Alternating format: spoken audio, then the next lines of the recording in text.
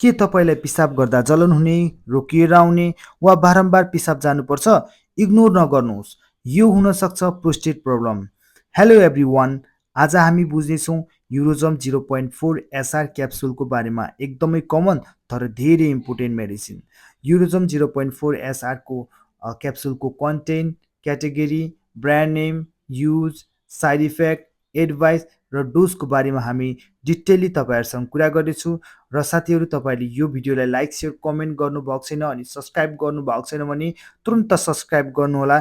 तपाईँहरूलाई चाहिँ medical related सम्पूर्ण कुराहरू तपाईँले सब्सक्राइब गर्ने बित्तिकै तपाईँहरूलाई चाहिँ देखिहाल्छ हाम्रो भिडियो हाल्ने बित्तिकै। सो साथीहरू, हामी यसको कन्टेन्टको कुरा गर्छौँ। यसमा हजुरहरूले हेर्न सक्नुहुन्छ ट्यामसुलोसिन हाइड्रोक्लोराइड 0.4 mg एसआरमा हुन्छ भने यसको क्याटेगोरीको कुरा गर्नुपर्दा साथीहरू यो चाहिँ अल्फा ब्लोकर ग्रुपको मेडिसिन हो। साथीहरू, हामीले चाहिँ यसको चाहिँ क्याटेगोरीको कुरा गऱ्यौँ अनि कन्टेन्टको कुरा पनि गऱ्यौँ। अब हामी चाहिँ यसको ब्रान्ड नेमको कुरा गर्छौँ। साथीहरू, यसको ब्रान्ड नेममा हजुरहरूले हेर्न सक्नुहुन्छ युरोजम 0.4 एसआर छ भने युरोम्याक्स 0.4, त्यसै गरी भ्याल्टम 0.4, युरोटम 0.4 जस्ता विभिन्न किसिमका ब्रान्ड नेमहरू तपाईँहरूले मार्केटमा सजिलै तरिकाले पाउन सक्नुहुन्छ।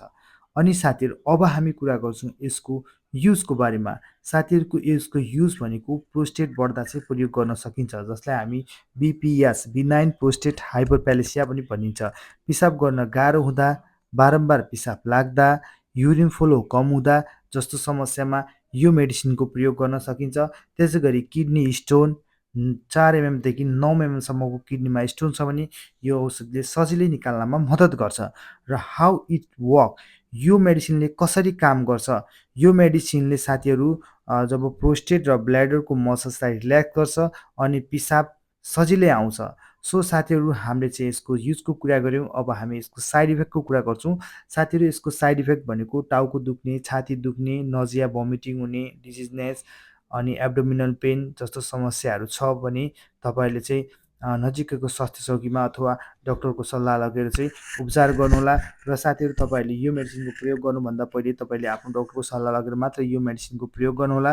र साथीहरू, अब हामी कुरा गर्छौँ यसको एडभाइसको कुरा गर्नुपर्दा साथीहरू तपाईँहरूले बिस्तारै उठ्नुहोला। यो औषधि खाइसकेपछि डिजनेस हुनसक्छ, अल्कोहललाई एभोइड गरिदिनुहोला, डक्टरको सल्लाह बिना चाहिँ नखाइदिनुहोला यो मेडिसिन। यो औषधि भनेको पुरुषहरूको लागि मात्र हो साथीहरू।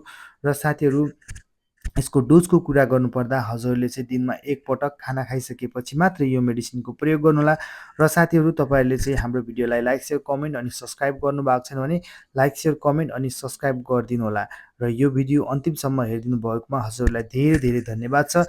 र साथीहरू, यो युरोजम 0.4 एसआरले चाहिँ सिम्टम कम गर्छ, तर साथीहरू यसले चाहिँ तपाईँहरूले चाहिँ आफैले यसको डायग्नोसिस नगर्नुहोला। Stay safe, stay healthy, bye bye and take care.